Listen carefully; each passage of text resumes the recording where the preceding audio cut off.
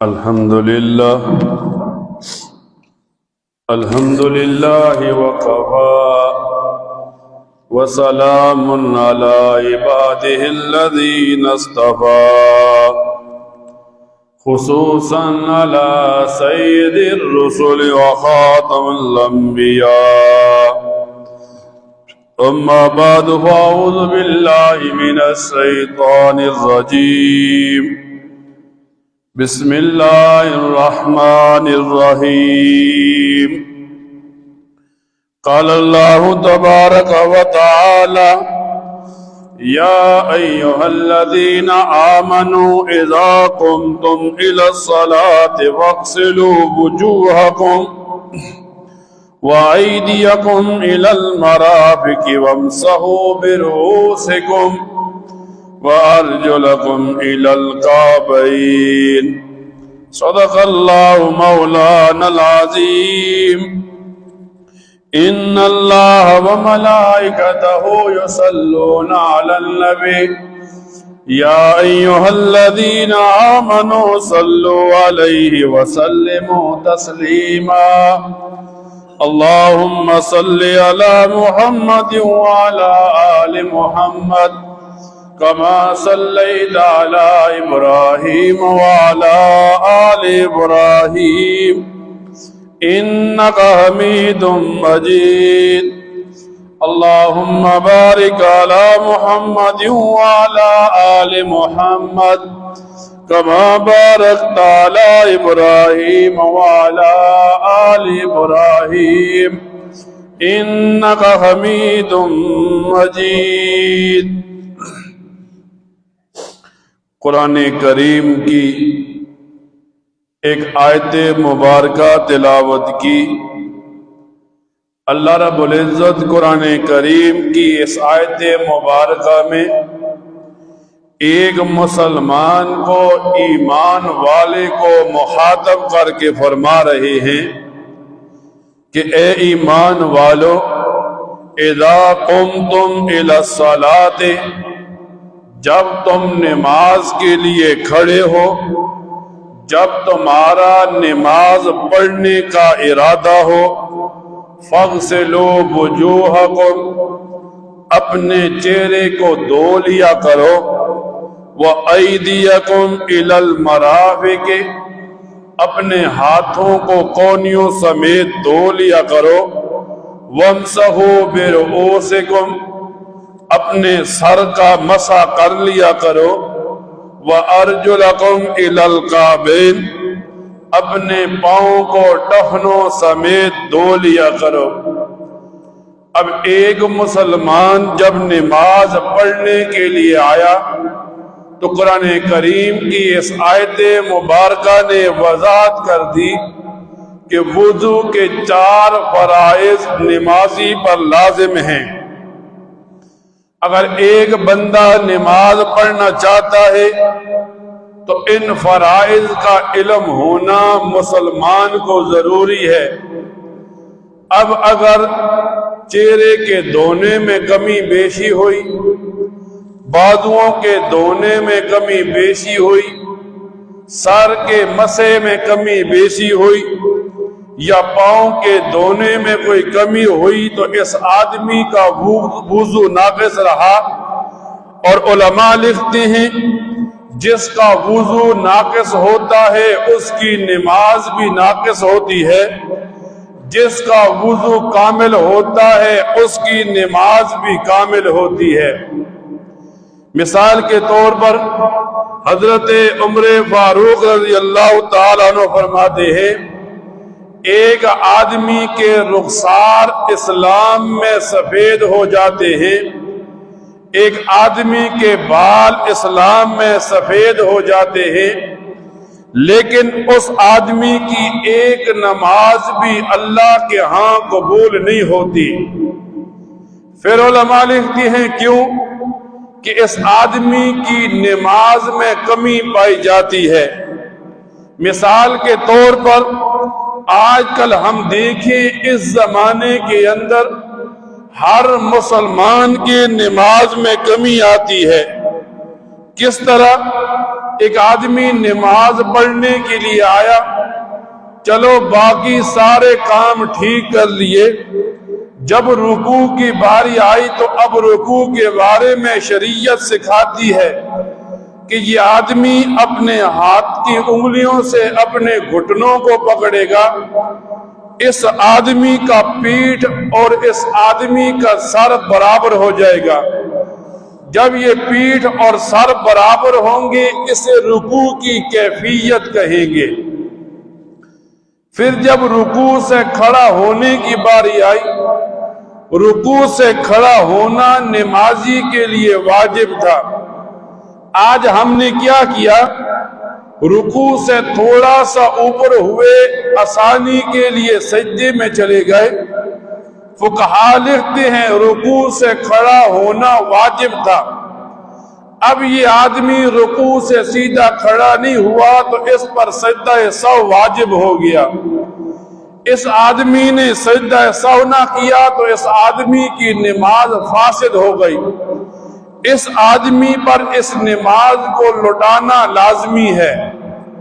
پھر ایک آدمی سجدہ کرتا ہے، سجدے کی حالت میں ایک مسلمان گیا تو سجدے کے اندر 2 پاؤں کا، 2 گھٹنوں کا، 2 ہاتھوں کا، پیشانی اور ناک کا زمین پر لگا ہونا لازمی ہے۔ آج ایک مسلمان سجدہ کرتا ہے، زمین سے پاؤں اٹھا لیے، سجدہ ناقص ہو گیا تو نماز ناقص ہو گئی۔ پھر 2 سجدوں کے درمیان بیٹھنا مسلمان پر واجب تھا، لیکن مسلمان نے ایک سجدے سے ابھی آدھا سر اٹھایا تھا، پھر سجدے میں چلا گیا۔ فقہا لکھتے ہیں سجدوں کے درمیان بیٹھنا واجب تھا، اب اس آدمی نے سجدہ چھوڑ دیا، بیٹھنا صحیح نہیں کیا، واجب چھوٹ گیا تو سجدہ سہو لازم ہو گیا۔ اب اس مسلمان کو علم نہیں تھا سجدہ سہو کے بارے میں، نماز باطل ہو گئی۔ اب ایک آدمی مسجد میں آتا ہے، سجدہ کرتا ہے، سجدے کی کیفیت 4 چیزیں بتلاتی ہے۔ فرمایا سب سے پہلے سجدہ بندے کو حیا بتلاتا ہے کہ جب بندے سے کوئی گناہ ہوتا ہے تو بندے کا سر شرم سے جھک جاتا ہے۔ اب یہ سجدہ کرنے والا سجدہ کیوں کرتا ہے؟ فرمایا اس کا سر گناہوں کی وجہ سے اللہ کے سامنے جھکا ہوا ہے۔ فرمایا دوسرا اللہ تعالی کے ساتھ محبت ظاہر کرنی کہ مجھے میرے رب کے سامنے میرے رب کے ساتھ محبت ہے، میں اپنے رب کو سجدہ کروں گا۔ فرمایا تیسری کیفیت اللہ کی بڑائی ذہن میں ہوگی کہ دنیا کے اندر کوئی کتنا بڑا کیوں نہ ہو، میں سجدہ اللہ کی ذات کو کروں گا جس اللہ نے مجھے اور تمام مخلوقات کو پیدا کیا۔ فرمایا چوتھی یہ حیثیت کہ بندہ بتلاتا ہے میں انسان ہوں، اللہ میرا رب ہے، اور انسان پر لازم ہے اپنے رب کے سامنے سجدہ کرنا۔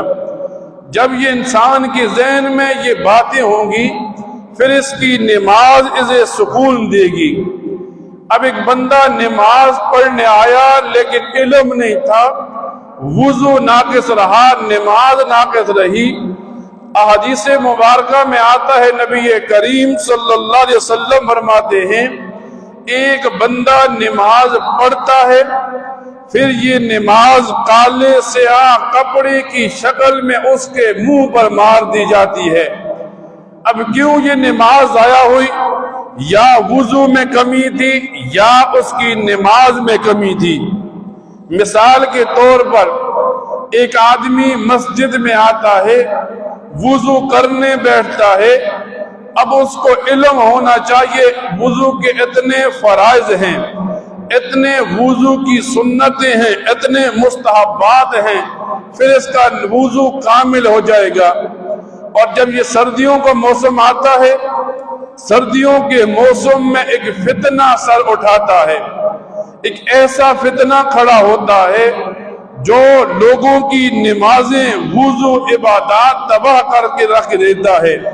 مثال کے طور پر ایک سادہ مسلمان ہے، اس نے فقہا سے سنا امام اعظم امام ابو حنیفہ کے ہم مقلد ہیں، امام صاحب نے ہمیں بتایا چمڑے کے موزے پاؤں میں پہنیں گے، پھر نماز کا وقت ہوگا، اگر ہم وہاں رہنے والے ہیں تو 24 گھنٹے جب بھی نماز پڑھیں گے موزوں پر مسح کریں گے، جب ہم سفر کریں گے تو 3 دن ان چمڑے کے موزوں پر مسح کریں گے۔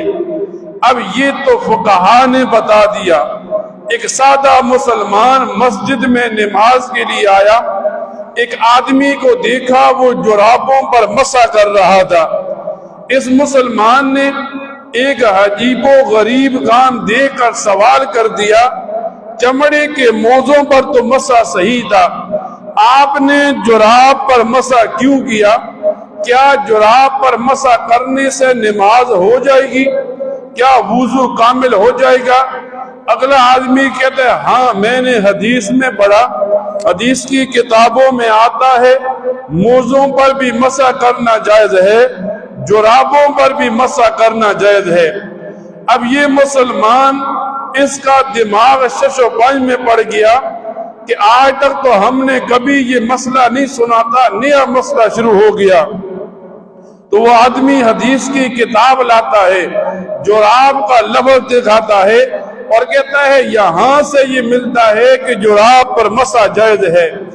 اب یہ جو آدمی کہہ رہا ہے جراب پر مسح جائز ہے، یہ اس بے مہارے اونٹ کی طرح ہے جس کے ناک میں نکیل نہیں، جسے راستہ بتانے والا کوئی انسان نہیں، جسے ہدایت کے راستے پر ڈالنے والا کوئی بندہ نہیں۔ اس وجہ سے حضرت امام اعظم امام ابو حنیفہ تو یوں فرماتے ہیں میں موزوں پر مسح کو جائز قرار نہ دیتا، لیکن میں نے 70 صحابہ کرام کو چمڑے کے موزوں پر مسح کرتے ہوئے دیکھا، اس کے بعد یہ مسئلہ میرے اوپر سورج کی طرح روشن ہو گیا، تب میں نے اس مسئلے پر یقین کر لیا۔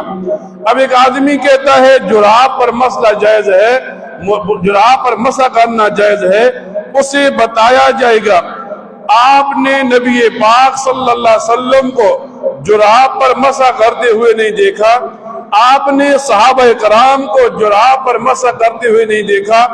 جراب کا لفظ جب حدیث کی کتابوں میں آتا ہے 2 چیزیں آتی ہیں، ایک مجلد جراب آتی ہے، ایک مناہل جراب آتی ہے۔ مجلد جراب اس جراب کو کہتے ہیں جس کے اوپر بھی چمڑا لگا ہوتا ہے، جس کے نیچے بھی چمڑا لگا ہوتا ہے۔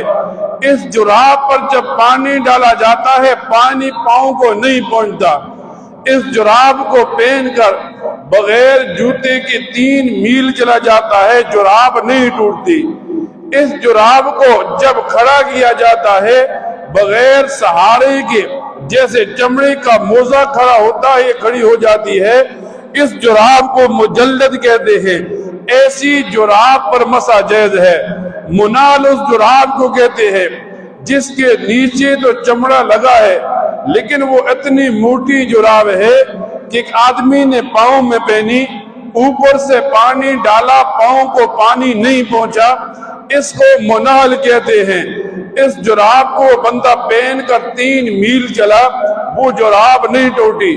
اس جراب کو پاؤں میں پہنا، پنڈلی پر بغیر سہارے کے کھڑے ہو گئی، ایسی جراب فقہا نے ہمیں بتائی۔ اب ایک آدمی جراب کو لے آتا ہے سردیوں میں، لوگوں کے ذہنوں میں وسوسہ ڈالتا ہے۔ اللہ تعالیٰ اپنے پیغمبر کو قرآن کریم کی آخری سورت کے اندر یوں بتاتے ہیں، ایک طرف تو شیطان سے پناہ مانگنی ہے اور ایک طرف سے خناس قسم کے لوگوں سے جو لوگوں کے دلوں میں وسوسے ڈالتے ہیں۔ کیسا وسوسہ ڈالا؟ خود ایک آدمی جراب پر مسح کرتا ہے اور سادے مسلمان سے کہتا ہے آپ کیسے نمازی ہیں، آپ یوں جراب پر مسح نہیں کرتے، حدیث کہتی ہے جراب پر مسح کرو۔ اب یہ سادے مسلمان کے ذہن میں وسوسہ ڈلا تو قرآن کریم میں اللہ تعالیٰ بتاتے ہیں جیسے شیطان سے پناہ مانگنا ایک مسلمان کے لیے لازمی تھا، ویسی ہی اس قسم کے خناس برے عقیدے والے ایسے لوگ جو ذہنوں میں وسوسہ ڈالتے ہیں، مسلمان کو ان سے بھی پناہ مانگنا لازمی ہے۔ اب جب سردیاں شروع ہوں گی ایسے لوگ باہر آئیں گے۔ یہ وہ دن ہوتے ہیں جب بارش ہوتی ہے تو موسمی مینڈک باہر آ جاتے ہیں گلیوں میں، لوگ دیکھتے ہیں بارش کی گند کی وجہ سے یہ مینڈک باہر آئے اور سردیاں ہو گئی۔ اس قسم کے گندا عقیدہ رکھنے والا مسلمان جو اپنے آپ کو مسلمان بھی کہتا ہے، اپنے آپ کو حدیث سے لگاؤ والا بھی کہتا ہے، لیکن جب اسے کہا جاتا ہے ہم تو امام اعظم امام ابو حنیفہ کے پیچھے چلنا، ان کے مسائل پر عمل کرنا نجات کا ذریعہ ہے، تو وہ کہتا ہے امام صاحب کی بجائے نبی پاک صلی اللہ علیہ وسلم کے طریقے پر آپ کیوں نہیں چلتے؟ تو ساری دنیا کے اندر ساری دنیا کے مسلمان جو صحیح العقیدہ ہے، چار اماموں میں سے کسی ایک امام کے پیچھے چلنا لازمی سمجھتے ہیں۔ ہم امام صاحب کے مسائل پر عمل کرنا نجات کا ذریعہ سمجھتے ہیں، ہم امام صاحب کے مسائل کو اپنے لیے ماننا ہدایت کا ذریعہ سمجھتے ہیں۔ آج ایک مسلمان جو بے مہارا ہوا اپنے آپ کو حدیث کے ساتھ شغف والا کہتا ہے، میں اہل حدیث ہوں، حدیث کو مانوں گا، میں غیر مقلد ہوں، میں کسی امام کو نہیں مانوں گا، تو ہم اسے بتائیں گے اس دور کے اندر آپ کو گمراہ تو کہا جا سکتا ہے، آپ کو حدیث کا دشمن تو کہا جا سکتا ہے، آپ کو مسلمانوں کو گمراہ کرنے والا خناس شیطان کا پیروکار تو کہا جا سکتا ہے، لیکن ایک مسلمان ہدایت مانتا ہے پہلے نبی پاک صلی اللہ علیہ وسلم کی ذات پر، آپ کی باتوں پر عمل کرنا، صحابہ کے عمل پر عمل کرنا اس کے لیے لازمی ہے، لیکن اس کے بعد کسی ایک فقیہ کے پیچھے چلنا، جیسے ہم امام اعظم امام ابو حنیفہ کو اپنا امام مانتے ہیں، ان کے مسائل پر عمل کرتے ہیں، ایک مسلمان کی نجات کے لیے یہ ضروری ہے۔ اور جب یہ سردیاں شروع ہوئی، اس قسم کے برے عقیدہ والے خناس قسم کا آدمی ہمارے سامنے بیٹھ کر وضو کرے، ہم اسے بتائیں گے جراب پر مسح نہیں ہوتا۔ کیوں؟